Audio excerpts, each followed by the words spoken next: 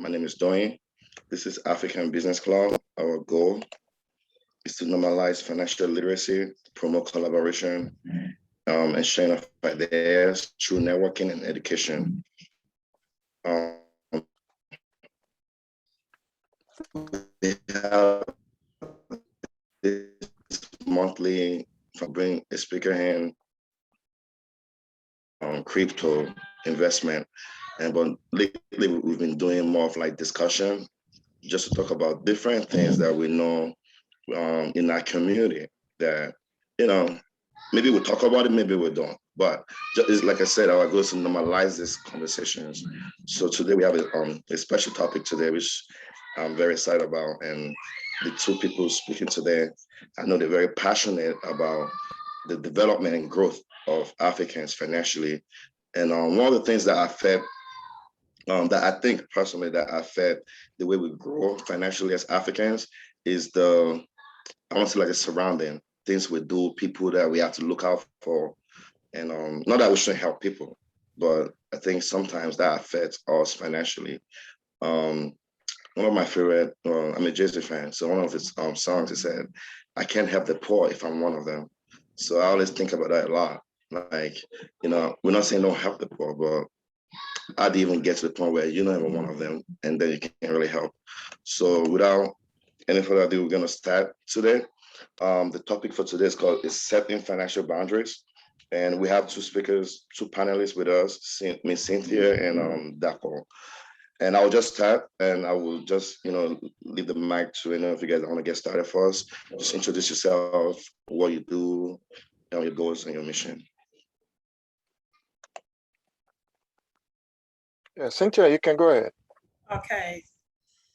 So just like Dee said, my name is Cynthia. I'm an RN and I'm also a financial planner. I've been an RN for over 20 years.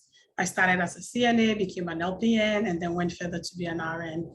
And I love being a nurse because deep down, one of the things I love doing is helping people. So I was on the right path. But I also branched into finances because one, I got tired of working for people and I wanted to have something for myself. I just wanted to get up and work when I want to work wherever I want to go.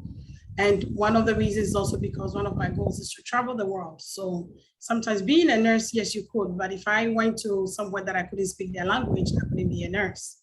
But working with finances, I can be anywhere at any time on the beach, anywhere, and still work from there. Part of my goal recently, one of the things I've added as being my goal is to raise independent children. Independent and successful children, because I have realized that being in this part of the world, sometimes we end up raising children that are not so independent, that they fall back on us. We don't set boundaries. And so this topic today is right down the alley of what I'm working on with my kids. I don't have grown kids. I have 4 kids and they're not that, my oldest is in college, is going into 3rd year of college.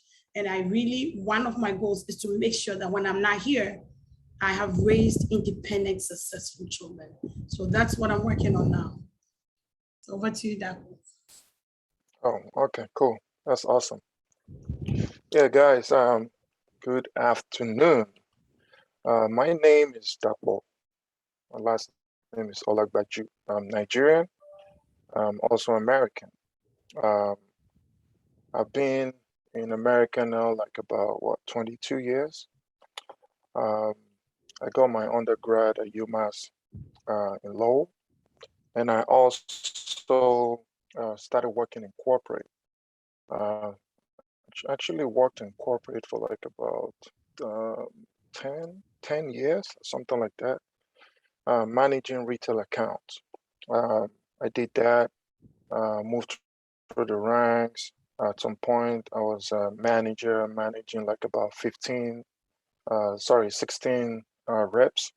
But eventually I left the company because the company was going through a downturn. And I decided to leave at the time because I just felt like there was more to life than working 9 to 5. more about impacting people's lives. And a friend of mine actually introduced me into a financial planning practice. And so that was when I got in, I took my exams and, started learning the processes, started learning different strategies and things like that. And I've been doing financial planning now like about 5 years, and I really enjoyed it. And me and some of the other partners were actually looking to set up a financial literacy platform in Nigeria. Uh, right now, we're currently working with the Lagos state government. We're working with some other partners in Ghana, some businesses like AXA, uh, Afri Invest, and some few other ones like that. My company is actually based here in Boston, Bay State Financial, and we do financial planning for individual families, businesses, leveraging what they're already making and maximizing it to benefit themselves, their family, and eventually leave a legacy. Sounds good. Thanks, guys. All right. So I guess we'll get started and get to it. I guess I'll throw this at Dapo. So what are financial boundaries and why do you think they are important? That's an awesome question. I know me and you we've talked about this, but then there've been some insight that I've also gained that I've looked into as well. Because sometimes that's one thing about financial planning or finances. There's no one good way or one bad way. You have to always look at it as a whole. Um, I think it's extremely essential to set financial boundaries. And I think for me, coming here, I was responsible to help my family and all the things like that. I bet most of us are, at some point in time, we're like that. And um, if you're not able to set boundaries, I guess I remember at the time I was kind of saying to myself, I don't ever want my family to ever be poor or I ever have to struggle, but I never set any boundaries. And that actually affected me. And I think for me, it's very important to set boundaries. And why do you want to set boundaries? Because here in America, they tell you have to save like about 20% of your whatever asset income that you bring in. I feel you should also have the income that you're also saving, putting away for people that rely on you. Because if you don't do that, you're never ever, don't let me say never ever. You're gonna be slow down getting to where you need to be at the end of the day. Most people wants to retire at 65. Some people even want to retire early, like at 55 or something like that. But how do you get to retire at 55 if you don't set those boundaries early? Nigerian issues are never gonna be solved. That's just a fact. You know, just like you put in your 20% of your income into all the portfolios that you have, maybe you should create another portfolio or another account for your family that you put in 5% in every month. Because if you don't do that, if they use it, if they don't use it, the money is still gonna come back to you regardless. And if they need it, sorry. You don't have to be like, oh, taking from your own personal retirement savings or something to take care of their needs. So I think with everyone, I think it's extremely important to set those boundaries. So you stay on course for your own goal, and people that you're able to help, you can also help as best as you can. Absolutely. I definitely agree with that. And some of the things you mentioned, we'll get to that in the next set of questions, which I think you kind of touched on when it comes to like the budget and things like that. But before we move on from this part, I don't know if Cynthia has anything to add to this, anything that I've just said regarding, why do we need to set financial boundaries and why they're important. So, like you said, it's important to set financial boundaries, and for some of us that we're not Americans 100%, or we're not born and raised here. We have extended family members back home that we have to take care of. But even before I touch on that, financial boundaries, you should set even personal financial boundaries for you, for yourself. It shouldn't be, and what is it? What is financial boundaries anyway? Someone may ask. It's just, it's maybe the rules or the limits that you put in place to balance your money and your relationship between money and your spending. So that if, for instance, what I'm trying to say is, let's say I have a goal, and we all have goals. If you don't set financial boundaries, sometimes you cannot attain your goal. So if I have a goal to save a certain amount of money, even personally for myself, not even to take care of my family members, and every day I don't want to cook, but I want to eat out, I may never attain that goal because I haven't set a boundary that says I want to eat out once a week. And then the rest of the money, this is what I want to do with. And then when it comes to our family members, just like Dapo said, we have our emergency fund here where I say, okay, God forbid something happened to me, this is where I go. Because you and I know that we have family members that we have to take care of. You need to put something aside towards that so that when you get that call, you're not scrambling like, I don't have money. You know it's coming, it's going to come. So you plan for it, set something aside, and then use it so that that day when they call you, you can have something to give them. And it doesn't affect the money that you already have, that you're using, your daily money that you're using. And so financial boundaries is just, setting up boundaries with your money. Basically, that's what it is. Yeah, I love that. I love the way you, the angle you took this. Like, I mean, for me, when you think of financial boundaries, I'm thinking automatically like, hey, how do I say no to someone, to my, I don't know, my siblings or uncles and aunties back in Nigeria? But what you mentioned was a very great point, is also personal boundaries, financial boundaries. I know a lot of us probably don't think about that, but that's amazing. So I love that. I'm having a little bit of internet problem. So, but I'm on my phone also. The next question, which wants somebody to log in, I'll put a slide up. But we'll move on to the next question. It's just, that will kind of mention some of these things. I just want to dive into it. So what are the differences between, having financial goals, budgeting, and boundaries? Like, because when you think about financial boundaries, is that the same as actually having a budget, or is there any difference? And if there are, what are the difference? I don't know if Cynthia wants to take this first. You wanted me to take it first? Yes, go ahead. Okay, so financial goals are your aim or your desired results. And I'll give you an example like, okay, I want to purchase a house.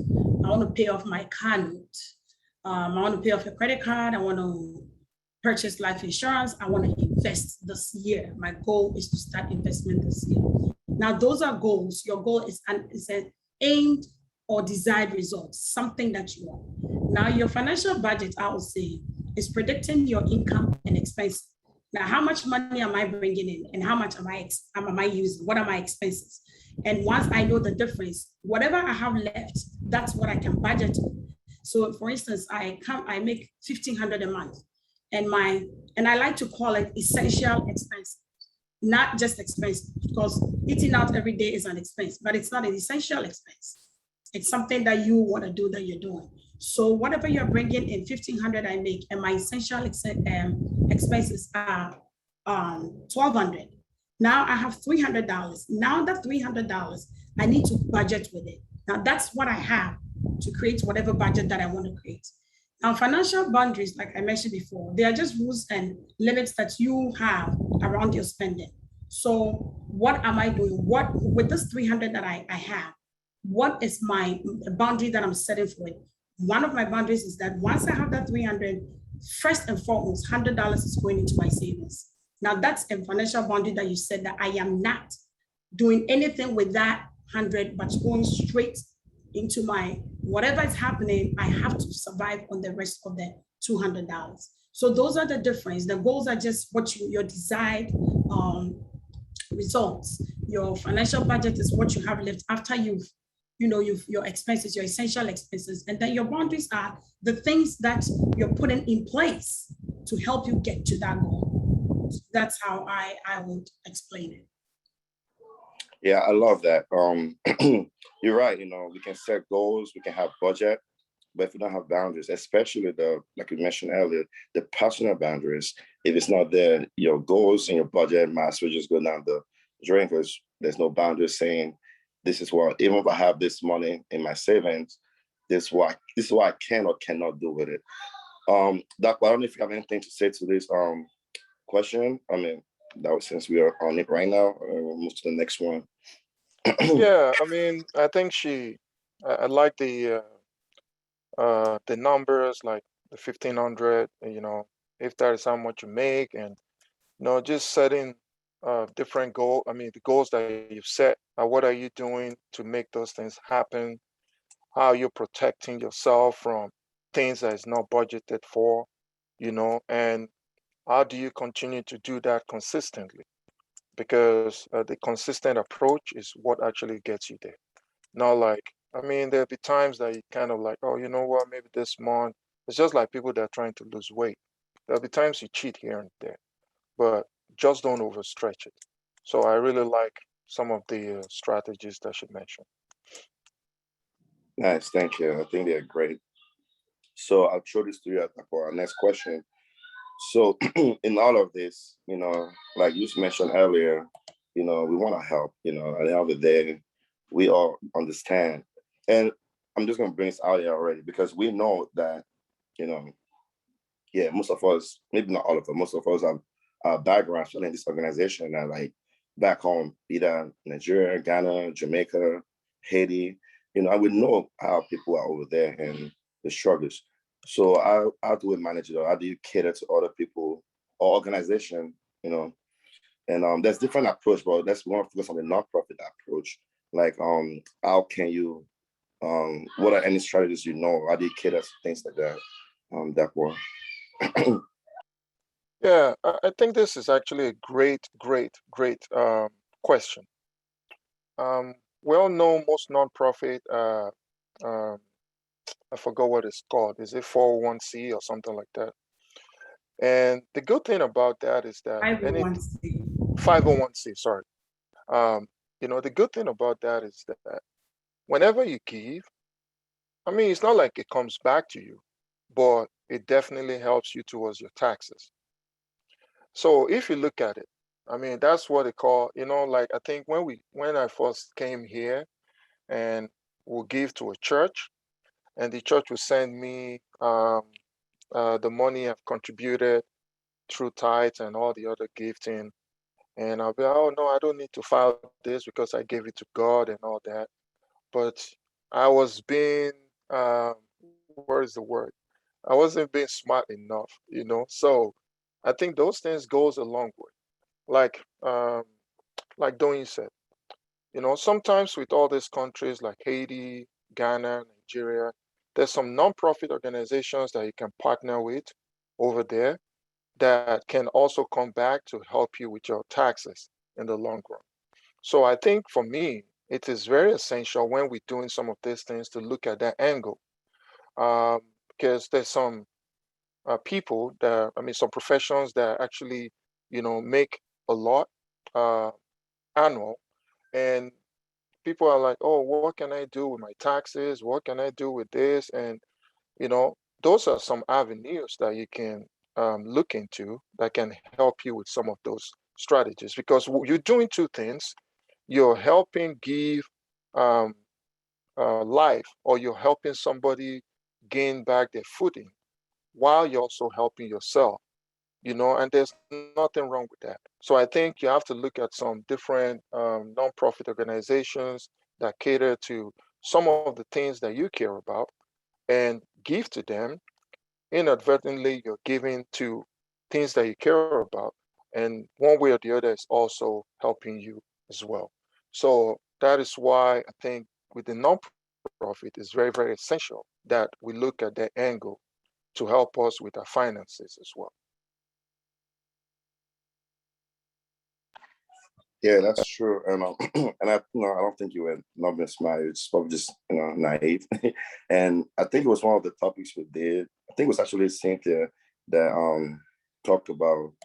Maybe it wasn't. I don't remember. One of the speakers we had in the past did discuss the nonprofit and as you can use for taxes. And so yeah, I think that's great. I don't know, Cynthia, do you have anything to say to that? To that question. Just like Dapo said, when you and just a few points to make when you're giving to nonprofits, also just to make sure that they do qualify as a nonprofit. Don't just give because somebody reached out. You can definitely check. There are places that, and I'm not an expert too much on this area, so the little that I know is just what I'm just going to contribute to. But I know you want to make sure that it's a qualified organization, and it doesn't matter how little you give, just document it. Whatever you did, it documented because you can get a tax break.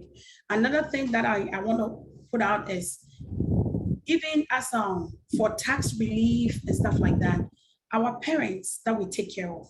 If your parents or your loved one, and it could be your in-law, your stepdad, your stepmom, or your in-laws, if you do take care of them, there are a lot of things that can qualify, that you can do, expenses, even medical expenses, that you can qualify so that you can get a tax break. One of the things is they have to be residents or they have to be citizens. And being residents doesn't mean they have to live here. But if they have their green card and if they're back home and you're sending a lot of money because they are not well, document it, just have your documentation. And when you file your taxes, you could definitely use that as a tax break. So it's when you're giving, it's not just giving to maybe nonprofit. And sometimes when we're giving to people back home, we feel like we're just giving to our families and that's the end. No, especially if it's to help them medically. You can put it all together. Your tax preparer can help you tell them, have your documentation and show it to them. And there are some forms that you can file that you could get tax break for that. So if you are aware of these things, it all helps you. So that even though you've given monthly money, you've given so much back home to help your sick dad or your sick loved one, it doesn't mean the money is just gone. You could use it to get tax relief. Yeah, absolutely. And I'm just going to try to plug that. So African Business Club is a nonprofit. So everything Dapo and Cynthia said, remember that for everyone, people on the call right now. And, let's upon another. So we'll move on to the next. Oh, go ahead. Yeah, let me just quickly add something. Just like she said, just make sure before you start to do anything with your parents, like she said, just make sure you talk to your CPA because the CPA will tell you how to properly set those things up. There's a way to set them up.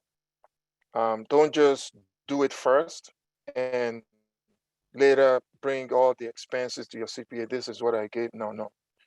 Discuss it with your CPA first. And he should be able to, if it's a good CPA, will give you a strategy on how to go about that. So then you can start getting that benefit. Just wanted to add that.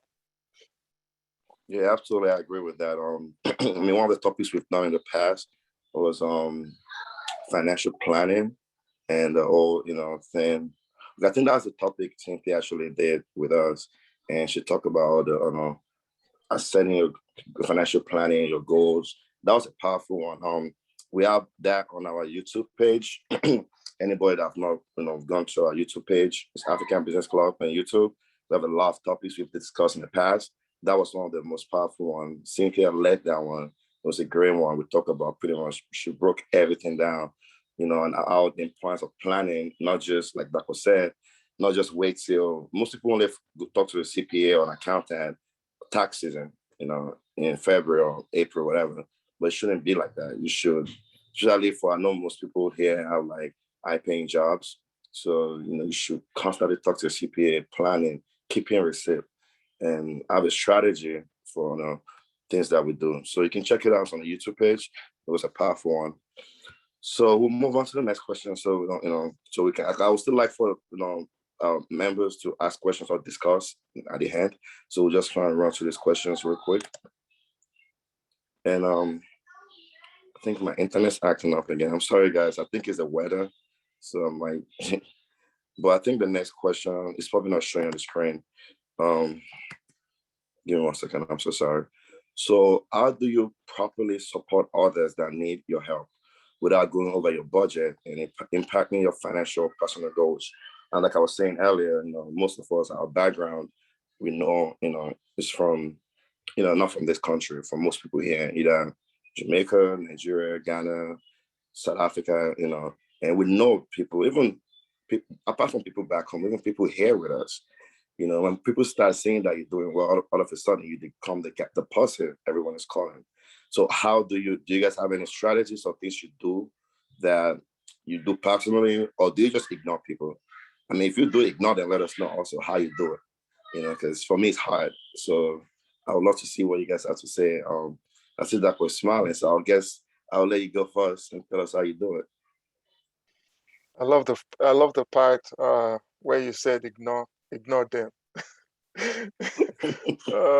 Yeah, don't. Well, I can tell you what to do and what not to do. The people you ignore, the people you find ways around to help, as long as it leads to a tangible something that eventually leads to a good option for both sides.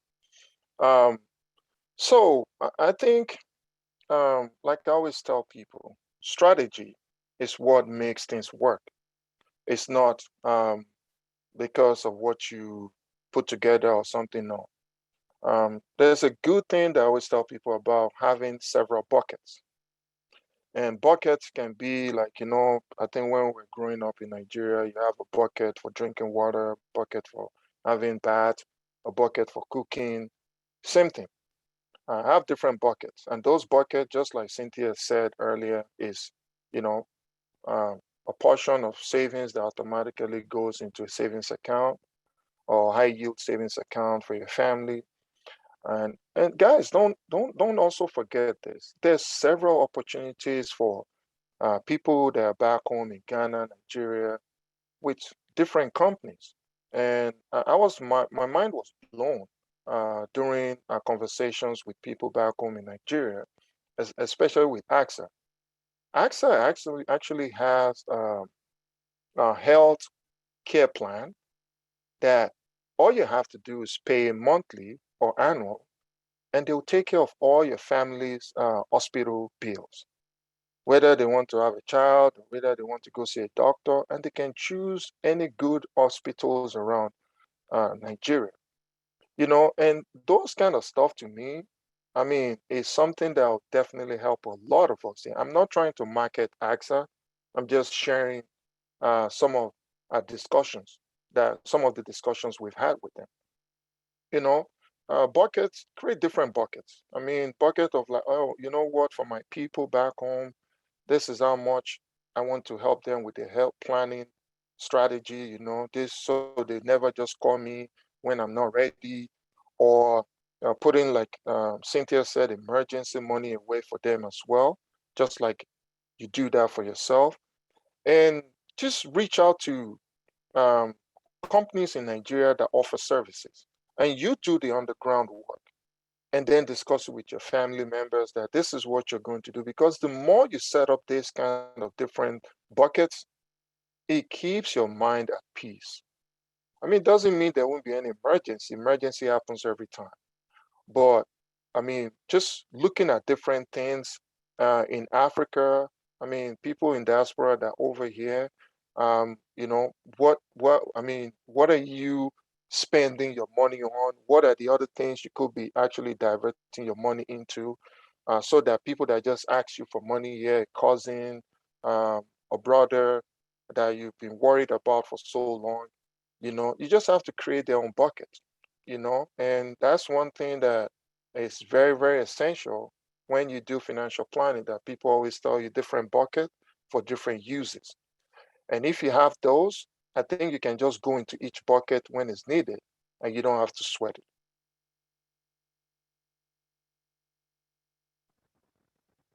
Yeah, thank you. I like that. Well, what we do personally, actually, with me and my siblings, we agreed on a certain amount of money monthly that we put together, and we put it, in an account, and that's like actually for, like to help in Nigeria, and like our aunties, uncles, whoever is coming to us, we decide is it something we think we're gonna help with, and we agree like if it's not like an emergency, like a life-threatening emergency, we would not out of that. Let's say in that count we only have like $500, and the person needs like $500.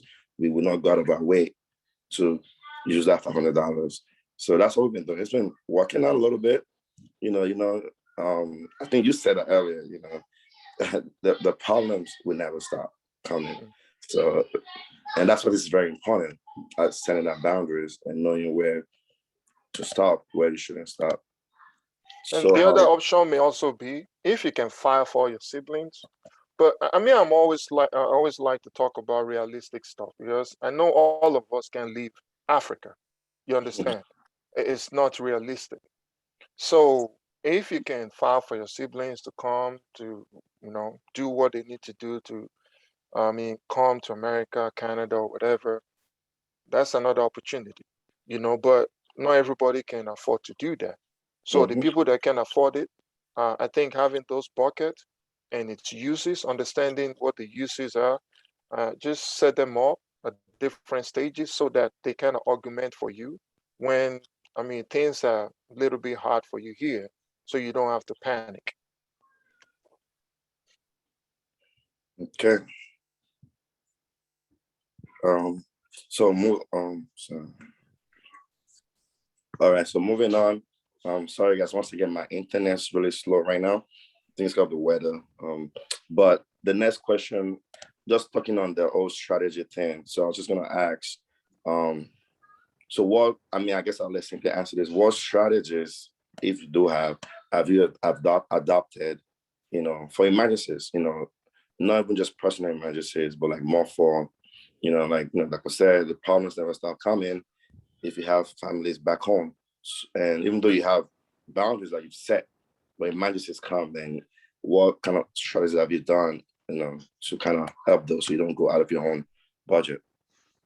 So just like Dapo said with the buckets, first of all, I think before you even do anything, I think you should make sure that you yourself, you're financially sound.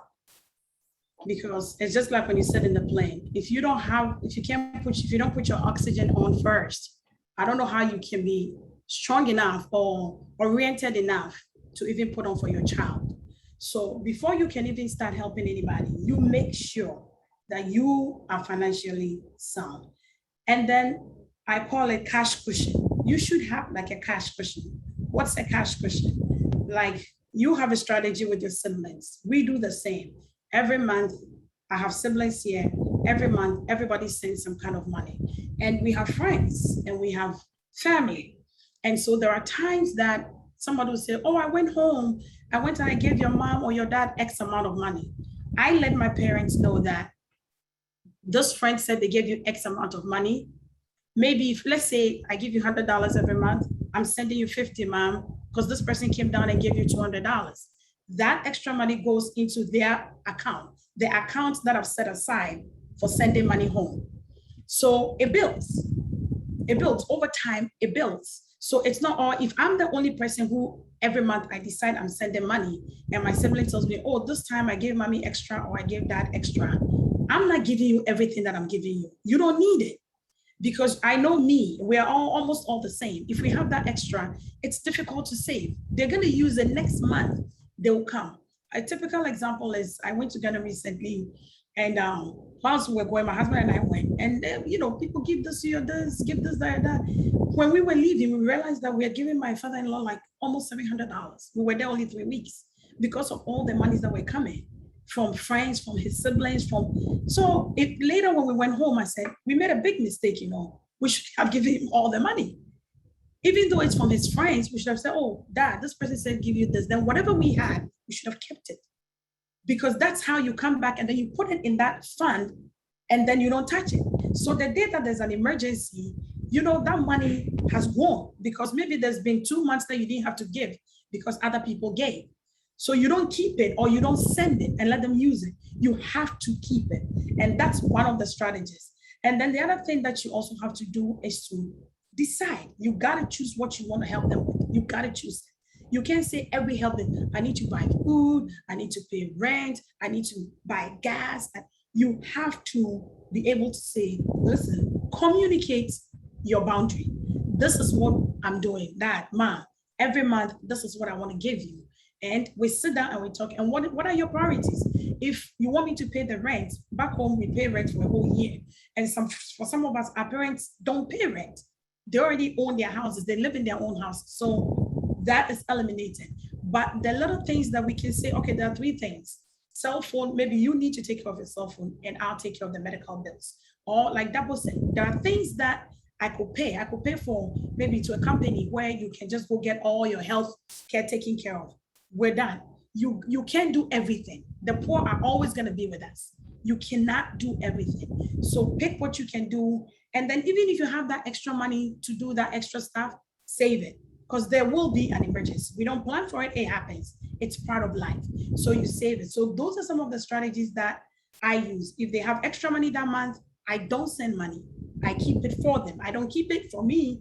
I put it in their fund and it goes faster than if I was using it. So that's what I usually do.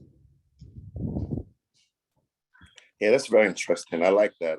I guess it's similar to what Dr. was saying with the buckets, but you mentioned something that I actually want to ask if you can elaborate on, which I think is very interesting, because you said communicate your boundaries. So what do you mean by that? So do you mean actually tell your family members that, hey, this is, I mean, for me, I feel like that would be a weird conversation to have, but I don't know if that's what you meant by that. So I don't know if you want to elaborate on that. Communicate your boundaries. And when I speak like this, I usually don't even mean just our extended family, even my children in this house. I communicate. My daughter that I said, when I introduced myself, I told you my oldest is going to third year college. Now she works part-time. Right off the bat, she pays her cell phone bill now. That's not my bill. I'm communicating my boundaries. I'm telling you, moving forward, once you've started working, this is what you're doing. We have kids that leave the house and then they come back home for one or two reasons. They're now finding their feet. When you come home, welcome home. Good. But then I communicate my boundary. The next 3 months, you can live rent-free, everything free. On the 4th month, you're paying rent. I'm communicating my boundaries. I'm not going to take care of you for the rest of your life. This is the plan. Or let's say, what other communication should I say? Or let's say like my sister from the get-go told the son, my nephew, that mommy doesn't do co-signing. And she did it. She said, I don't co-sign loans. I don't. You're gonna find a way, either you study hard and get scholarship, or you're gonna get a loan like everybody. I am not co-signing. And she hasn't. And has he made it in college? He has.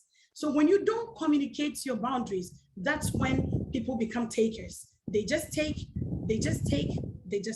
So it's a difficult conversation to have with our parents back home. But you lay down the rules that, mom, dad, I can help you with this every month, or I can pay for this for the whole year. But I can't do A, and I can't do B, and I can't do C. If once in a while you find it in your heart to do something extra, it's great. Do not feel guilty. One thing I want to tell you is that you need to set boundaries. And the reason why you set boundaries is that you have to set boundaries that prevent you from feeling resentful, from feeling angry, from feeling stressed. Because what happens most of the time is that at a point, you're stressed out when they call you. At a point, you're angry when you're sending money to your parents or to your friends or to your loved ones. And one of my boundaries is that I don't lend money to family members or close friends. I don't. You won't get it back. So my mindset is that I will give you part of it. Give me $100. I don't have it. I have $10. Take it. And that's it. We're done. Because you're going to destroy the relationship if you do that. So you know not to come and borrow from Cynthia. Find somebody else. I can support you in another way, but I'm not giving you money. I'm not lending you money. It destroys the relationship because you won't get it back. Wow. I love that. Yeah, man. I'm telling you, it's so funny that you said that. I think one of the things for us, yes, I kind of stole from my wife, because my wife, ever since she got out of college, she's been putting money away for her mom. So to a point when her mom was ready to buy a house, the money was a lot, and that was what the mom used. So I love what Cynthia also said. And I always tell people, you cannot get a loan for your retirement. You cannot. You cannot walk into a bank at 65 and be like, I'm retired. Can you give me I need about $1 million to retire? They're probably going to laugh at you. And the reason why most people feel the resentment when they send money is because something is hindering what they're planning for themselves, sending the money. But if you've already created a bucket and you've told them what your boundary lines are, these are the things I'm willing to give. Maybe if things change down the road, or you may not even say that, then you can choose within yourself and be like, what, I can continue to do this, because all of us that are living here, at some point in the future, you're going to stop working. That's always going to happen. And the last thing you want to do is to depend on your own kids. That's the last thing you want to do, because the same kids are going to get married. They're going to have their own bills. They're going to have their kids to deal with. So do you not expect them to do exactly the same thing you were doing for your own family? No. You should set yourself up. There's a lady I was counseling the other day that she wanted to pay for her kids' college, her second kid, her third kid, and she's not putting any money away for her own retirement. And I'm like, this is not realistic. And she's like, why not? I'll make it up. I said, I'm sorry, you can't make it up, because time is what you can get back. And what compounds money is time. And someone that's about 23, that's putting $100 away, that wants to get to about 1 million, easily will get there by 65. But if you're 40, you can't put $100 away. Now you're going to be putting about $500 or to $1,000 away to meet exact compounding that a 23-year-old has been putting away. So you can't leave yours and take care of other people, because it's going to come back and bite you in the butt. So that's just what I wanted to clarify with what she's saying. Yep, absolutely. Thank you, guys. I think that was very powerful. Learned a lot from what both of you have said. So this will be our last question, and we'll leave the floor for, hopefully we have people in the audience that also want to contribute or have questions for you guys. So this is gonna be the last question. I'm just gonna at this point, I'm just gonna straight up ask that question. Okay, I think Cynthia mentioned some of these things, but are there situations that you can't say no to? Even now, use your boundary, and do you ever go out of the boundary? Or is there any situation that will let that happen? Or Cynthia said, communicate. So you just can't that's it. You already know I don't do this, and I'm not gonna do it. Or do you have situations where you actually end up doing it, and how do you handle such situations if they have? Was that to me? Yes. Okay, yes, there are situations that you just can't say no. Yes. And for instance, if God forbid you find your mom or your dad or your loved one, your sibling, wherever in the hospital, for whatever reason, they said they're very sick, they just admitted them in the hospital. And for some of the way our medical system is set up back home, sometimes you got to pay upfront for them to even get a bed. Or sometimes, for a doctor to even say hello to them, they money in the hand, as we say. Money, you need to give them the money.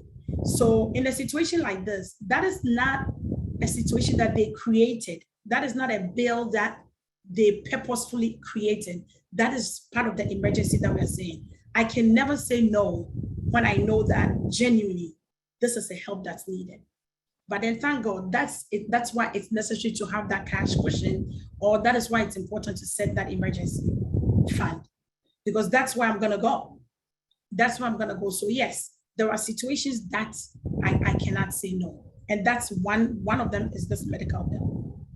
One of them is this medical bills. If something happened that's out of their control, that there's nothing that you can do. Let me give you an example. Someone might say, what about school? What if somebody, decided to go to school? Like my sister-in-law wanted to go to school. When we went back home, we gave her, just a gift as money, monetary gift. And then later when we came back, she's like, I'm looking to go to school. And I said, well, you got the money that we gave you was not planned. That was something, a gift that you got. So if you want to go to school, then that's some money that you can use. So in a situation like that, yeah, it may be school, it may be something good, but I said no, because you got some extra money. What are you going to do with that? That should be towards your goal. It shouldn't be just spending money. So in a situation like that, yeah, I'll say no. But when it comes to medical and stuff that you don't have control of, that you did not plan for, I can't say no. I will help the best that I can. Okay, that makes sense. Dapo, do you have anything to say? Yeah, it's a very tough question because I mean, I'm not going to lie. I think me and Doing, we've talked about this a while back, and at the time I was just straight up, like right on point. Like no is no, and there's nothing around it. But like Cynthia said, there's some situations, even sometimes when you see it. I'm sorry.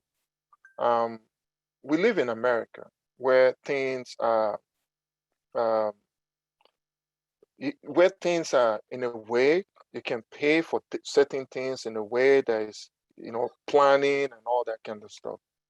Like in Nigeria, man, there's a lot of people suffering in that country, and it's just hard sometimes to not look at that, to want to maybe go beyond a little bit beyond what you've said. And I know people do take advantage of it, but like you said, if you come to me like you need $1 million and I say I only have 10, that's what I'm going to give. I'm not going to go and be like scrambling to give you because I know your life. No. So I think if I'm able to do that, I think I fulfill the desire or the God's willingness within me to be able to achieve or cater to that person. Because you can't solve every issue. You can't solve every problem. It's just not possible. And I think for me, just understanding where you can help and when you have to say no is very, very important. I agree. I think May that's I add something real quick to yes, what please. Dapo just said? I also want to let you know that some of the situations that I can't say no, I don't hand over money. I will pay that bill directly. I don't hand over money. Oh, okay. You can't just call me and say, I'm in the hospital. I can't even talk. And this, that. And then I'm like, I'm sending Momo to you right now. No, I will pay because I have friends back home. I can say, my mom, this person said this. Can you go pay the bill and I'll give it to you? Because believe you or me, I've seen it all. They'll call you, this, that. You send the money, my rent is due. And then the next month, the landlord is calling you that I'm about to evict this person because they didn't pay A, B, and C when you give the money to them. So there are times that when you can say no, do yourself a favor and go directly to the source. Go and pay whatever it is that they're asking you for, whatever it is that they're complaining about. They will be upset, but that's their emotions and their baggage that they have to deal with. That's not your problem. Let them be upset, but go to the source and pay yourself. Do not hand over the money. I agree, 100%. Yeah, no, makes sense. That like you said, it's just knowing the situation and really, I mean, it's tough. Like it's kind of like one of those things we don't talk about. I know people that always they're the go-to person when anybody needs anything from back home, and God bless them, because it's tough. But I know people that don't even. Someone have told me once, like, if he sees a number that's calling from Nigeria, he doesn't pick it up. Like, so I can't tell him what. And that was said this in the beginning. Can't tell anybody how to. You have your own financial goal. If you blocking everybody number coming from Nigeria or Ghana is how you get your financial goals, then hey, go ahead. So it's tough, but but that's why we have these conversations, sharing ideas. Like I've learned a lot from the strategies you guys already gave today, and I'll probably implement some of them, in my own personal goals. So I think it's very, it's all about strategies. And that's why I'm glad we're having this conversation. So this is all the setup questions we have. We don't have that much time left, but I would love to leave the floor for anybody on the call that would like to either add something or ask question to Cynthia or Dapo. I see we have someone posted. It's a long, I don't know if it's a question or comment, but Dr. Busola, if you don't mind, actually just speak it so that way we won't read through the chat.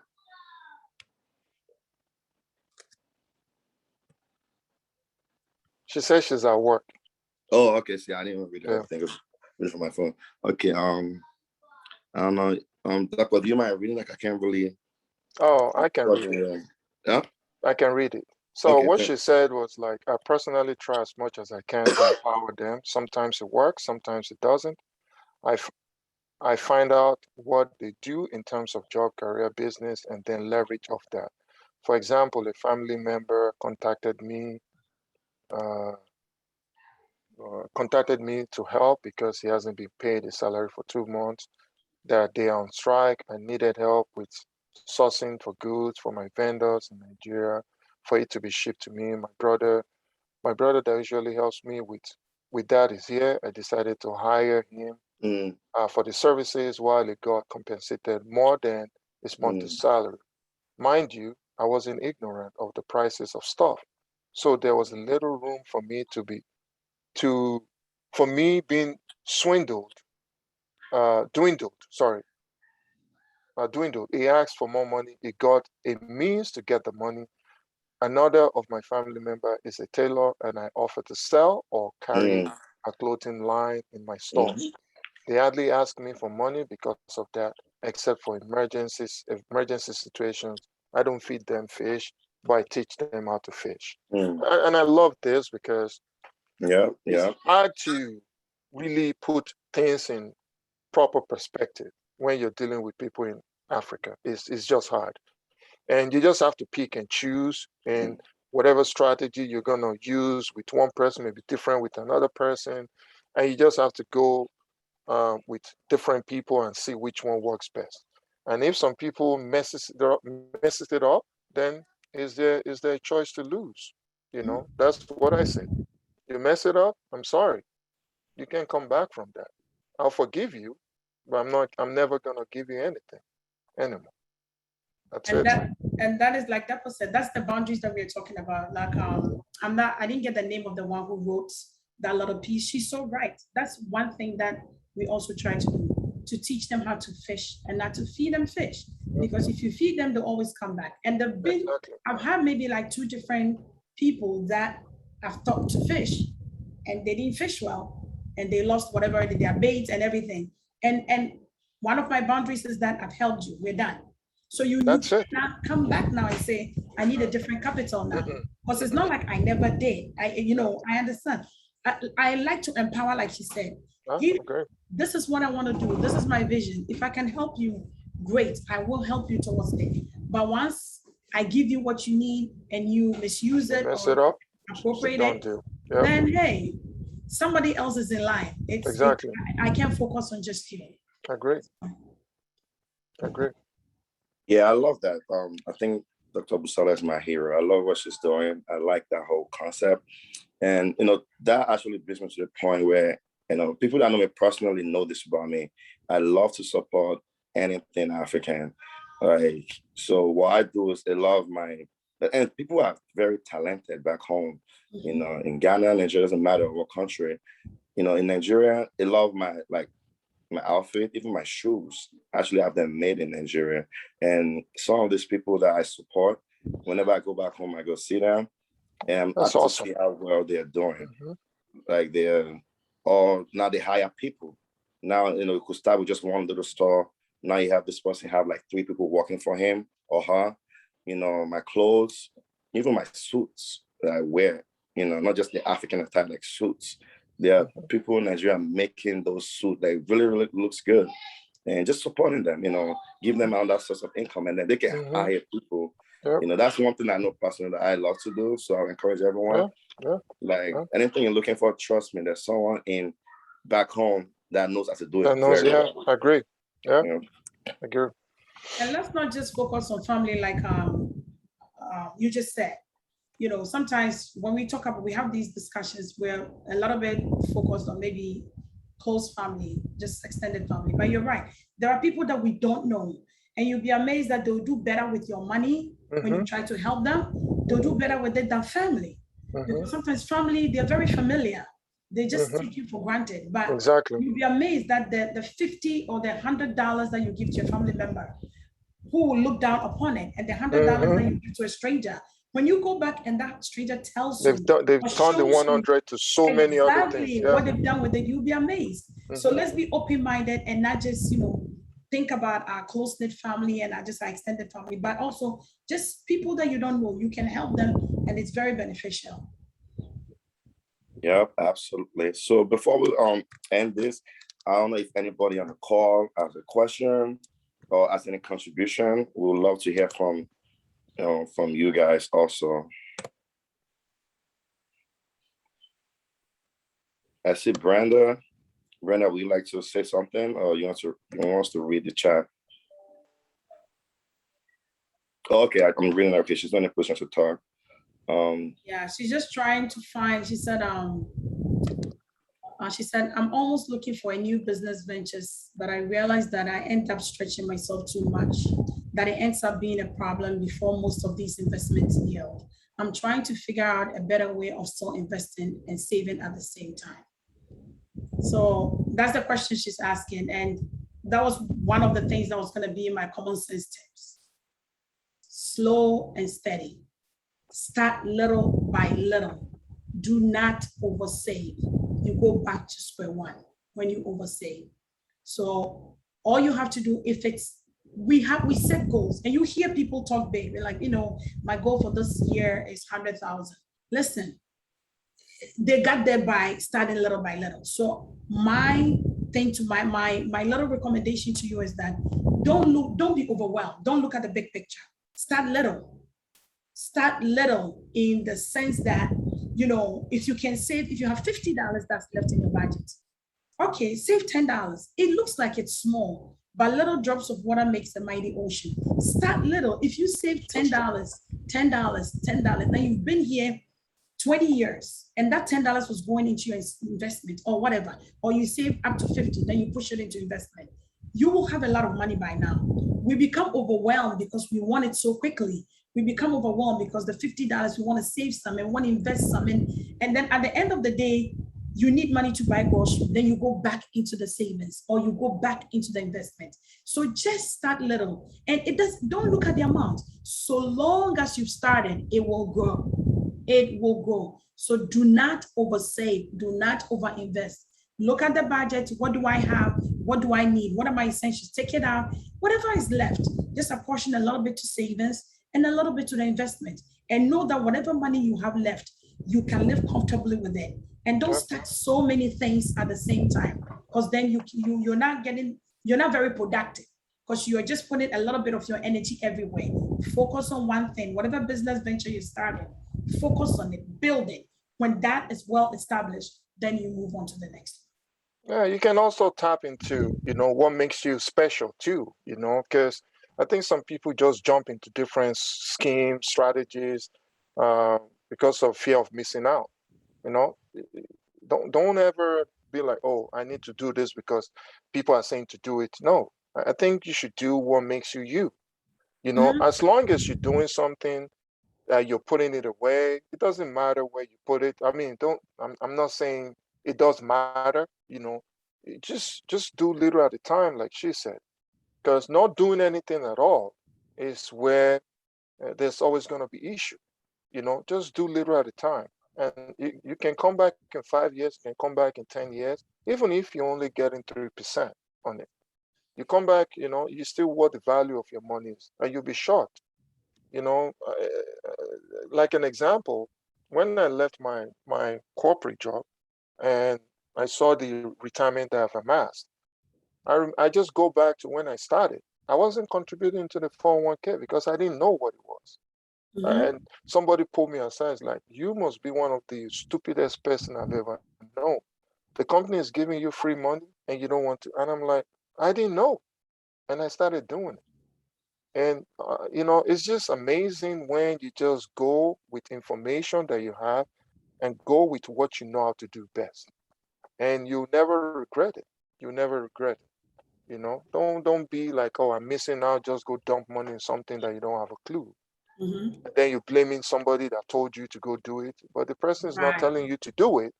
It's just suggesting this is what I'm doing. Mhm. Because the profiles of everybody is different. What that person can handle, you may not be able to handle it. Mhm. So you just have to be very careful. Yeah, I think Dr. You mentioned something that I think is very powerful. And these days is, I mean, I would say I was at that point too, because there's a lot of, especially on social media, there's a lot of influencers out there, a lot of people preaching different things. And if you don't know what strategies to follow, and I'm not going to say any of those strategies are wrong. Dave Ramsey will tell you, don't take that. Grant Cardone will tell you, go 10 times and take on 100 projects in 10 days. You have Robert Kiyosaki that would say, hey, take that loan, don't use your money.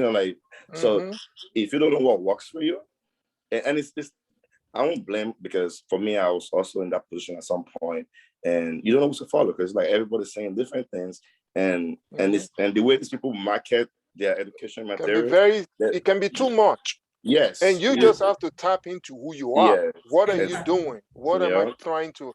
Am I trying to become a millionaire? Am I just trying to build wealth? Am I just trying to transfer it? You have to know and stick to that.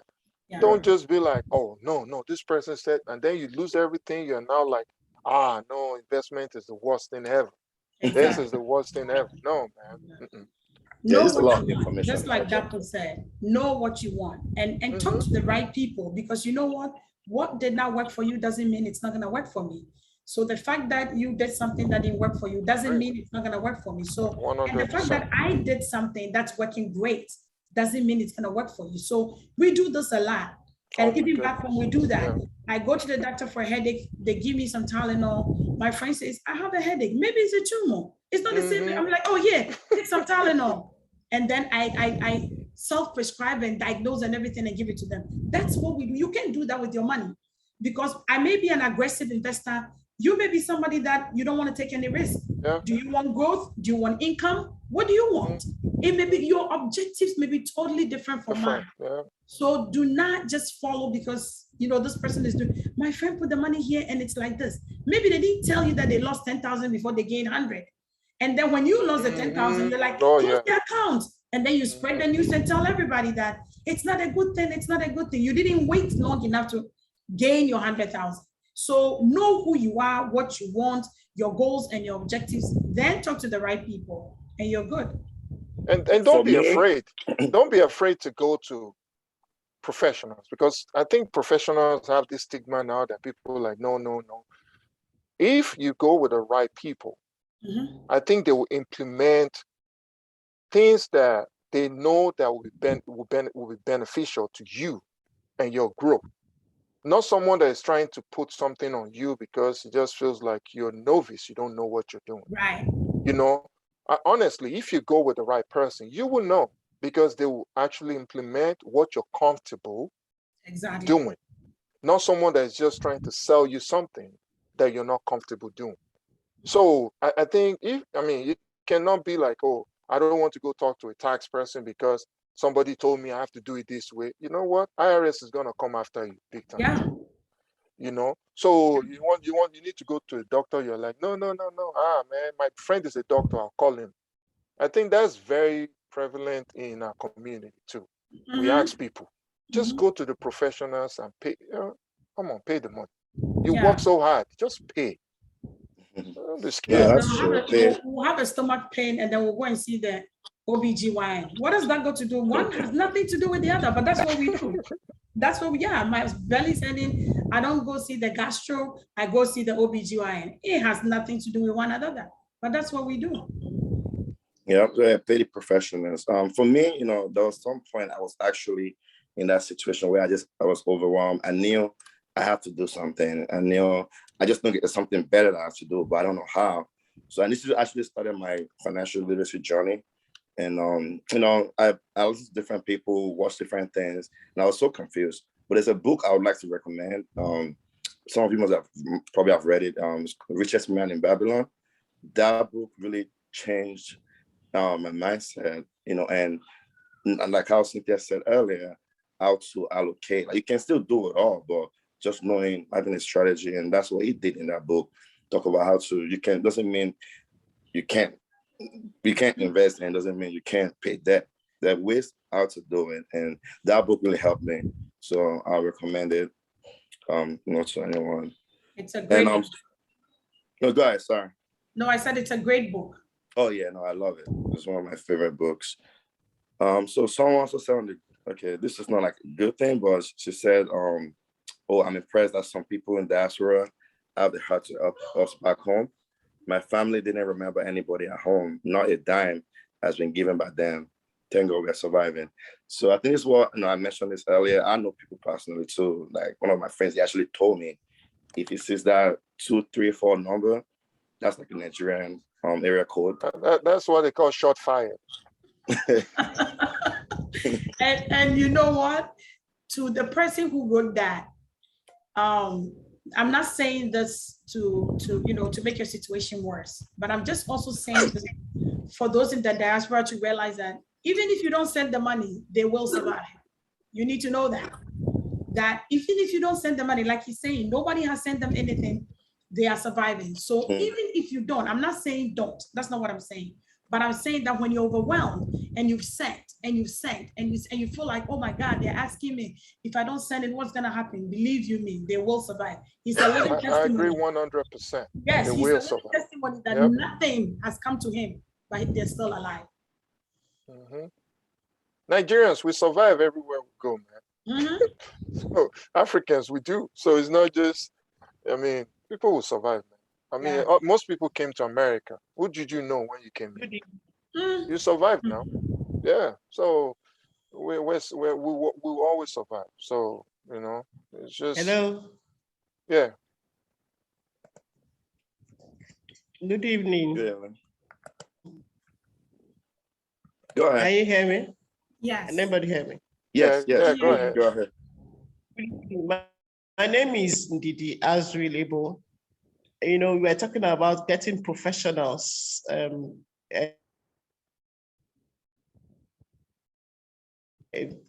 do your bit, to thank DAPO for this opportunity to be on this platform this evening. I work for AXA Nigeria, and some of the problems that were highlighted today, if you had somebody who could manage these family members back home, including their health, including those who want to go to school, have an education plan in place for them, have a health plan that they can access at any time. The emergency and the point of sending money home and even oversending most time will be curtailed. I've had people abroad who have their families here, and they said, oh, we keep sending money home every time. People keep telling us we are sick. Why don't we just do a plan for them that we just pay off once a year, and people can access care anytime, as many times as they like in the year, as many places. And these are not just some health care that is just to treat malaria or that specialized health care that they can even go for surgeries. They have special dental cares, they have optical cares. And these are the things that you can do for yourself so that your mind will be addressed wherever you are. You can focus on your own job and where you are, and not thinking of my African relations, my African siblings, what is going on with them. So what you need is the professionals. Yes, that's what you need. As a financial advisor, a week's advisor for that, I've had to deal with several people in different countries that, some have been abroad for a long time, but they don't know what to do with themselves. They don't know how to sort out their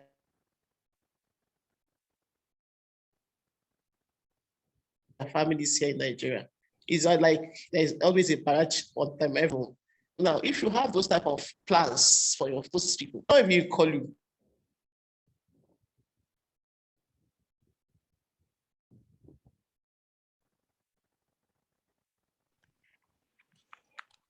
Yeah, I'm sorry. I think we lost her.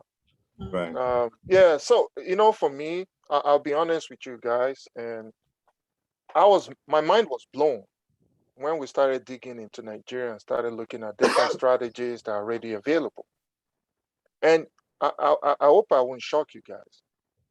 Most of everything that we have in America or Canada is available to everybody in Nigeria. Mhm. But I think the education part is what I think the companies in Nigeria are failing on. How do you educate people about your product so they know the value of what you actually have?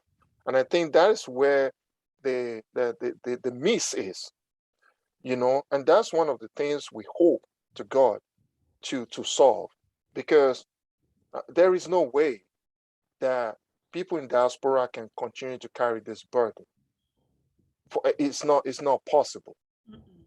It's not. It has to balance out at some point so that people in diaspora can move ahead and can build their own wealth and leave their own legacies. And people back home in Africa can also have enough support with whatever platforms that are over there that can also take care of them. Because once people have good health and they can go to the hospital, and every other thing is, I mean, it's just, I mean, to go find money to go eat or to find money for food or something, you always do that. You do whatever it takes. Mhm. What fears most of us is like when they go to the hospital, they have to pay before they see a doctor. And life is very valuable. And to me, there's so many things out there that people can take advantage of. And I just hope we can continue to educate people back home on the importance of some of these platforms that are there. There are mutual funds in Nigeria.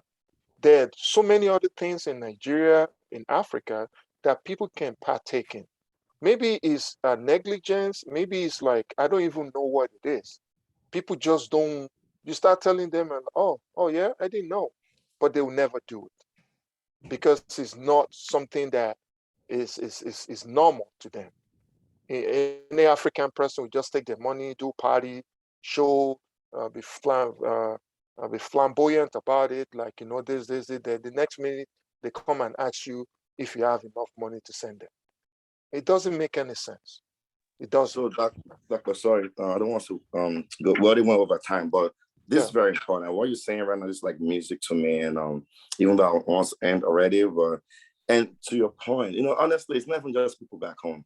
Even us over here, financial literacy is not as normalized as it should Yeah. be, even with us. So, but African Business Club, once again, that's what we try to do: normalize financial literacy. You cannot pour from an empty cup. And you made a good point. Like, how can you keep giving, if even you over here, you're still not even, not balanced, or your cup is It's still true. empty or not Mhm. really full. So, but I'm hoping we can continue to do this. It's all about education. I'm Yeah. hoping we can continue to do this, learn from one another, teach each other, grow as a community, and just, keep growing, keep learning, and pass this knowledge on to the ones coming behind us, Amen. and hopefully passing on back to people back home too. Um, Before we end, I'm just the flyers been up already. We have our conference coming up in October. It's gonna be a 2-day conference. This is gonna be it's gonna be a beautiful, interesting event. It's gonna be cultural. It's not just a regular come to conference and you talk finances. We are talking finances, but we're also gonna be having fun. We're gonna have an artist. We're gonna have a host, an MC that's actually like a comedian, but also not just talking jokes, but just make it fun. We have a live performance on that day. Of course, we're gonna have our food. We're still trying to decide if it's gonna be Ghana jollof or Nigerian jollof, but I think that we can talk about that later. Which one we're gonna go with, but. So I'm hoping we all can make it. It's going to be a great network for us to all meet one another, network, share information, and grow, because we have to keep growing. This is what it's all about. The community has to grow and we have to learn from one another. So I'm excited. I can't wait to meet because a lot of people have not met in person. So I can't wait to meet. The tickets are gonna be out already on Eventbrite. So we're gonna send the email. If you're on an email list, we'll send out to you on Monday, tomorrow. So you get an email. We'll also post the ticket on our Instagram bio. So if you want to get a ticket, it's right there. We're having like an early bird special for a month. It's gonna be just $75 for the 2 days event, which is gonna be an amazing networking event. This is different from any other conference you've gone to, because I can guarantee you that this is just, we trying to have fun. Like the name said, FinLeap. So you want to turn up, we don't get leap, but financially also educate one another. No, it's not going to be a boring event, and we're going to learn and get empowered with the speakers that are going to be there, and the access you're going to get to the speakers. These are people you might never be able to talk to on a regular day, but they'll be right there in front of you. We have a panel discussion, real estate, legacy planning, investment, cash flow, cryptocurrencies.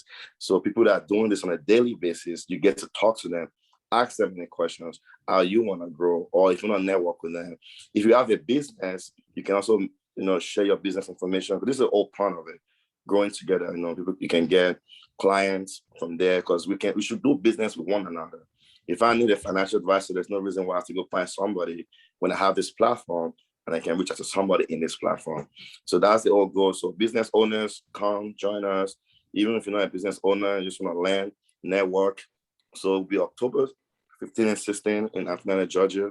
Once again, the ticket will be out. We'll send it on Eventbrite tomorrow to the email list, and it'll be in the bio. And once again, it's just $75 for a month. So hopefully everyone can get it. After that, we'll go up to $125. I'm hoping we all can get this ticket and just pay $75 and come to Atlanta and have a good time. So before we leave, I'm so sorry, our time is fast spent, but we cannot end an African Business Club event without asking our panelists or speakers to give us a common sense finance tip. For people that are just joining us, like they said, common sense is not so common. So we usually end our conference, our events, with the speakers giving us a common sense finance tip, something that's not so common, but we should all be doing. So that's why I call it common sense. So Cynthia, I'll let you go first. I know Cynthia has a lot of those. So give us. I'll just give you a few. Number one thing is respect your budget. Respect your budget and let it be your top priority in keeping your finances in order. That's it, respect it. And then, like we talked about, set boundaries with your loved ones, set boundaries with your children, just set boundaries and communicate it very clearly. Spend less than you make. Spend less than you make. Automate your savings. Out of sight, out of mind. Don't deceive yourself and say, let me get all my money and I will take it to the bank. Have them take it directly from your paycheck into that savings, into that emergency fund. You don't see it, whatever you have, that's what you work with. That way it's more effective than, because once the money gets into your hands, I tell you, there's 20 million things that will come up that you need to use that money for. Do not oversave. And then the last but not the least, slow and steady. Slow and steady wins the race. Don't overdo it. Do not overdo it. All right, thank you. Cynthia never disappoints. Laqua, I know you got lots of. How can I even come after that? I think for me, it's always very simple. And this is what I always tell people. Whatever you own today, somebody else is going to own it tomorrow. So you are always in charge of how you want that to be transferred to whoever that person is. And also remember, whatever you're building today, towards today, somebody else is going to take it over tomorrow. So just as you're building, you should also be looking out for who's going to take it over.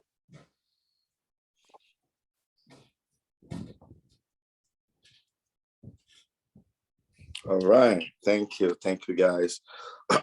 Once again, I apologize to everyone that we went, we try to usually end earlier, but usually these conversations is just, the more you dig into it, the more it gets more interesting. And then, but, sorry if, we didn't keep to the timing. But, once again, African Business Club, our goal is to normalize financial literacy, promote collaboration and sharing of ideas among Africans.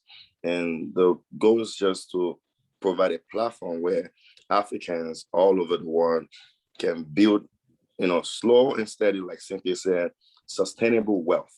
It's not the wealth where, if you win a lottery, that's great. And I'm happy for anybody that wins a lottery, please don't forget me. I'm happy for you. But the chances of that happening, we all know is very rare. So we want to build slow and steady, sustainable wealth.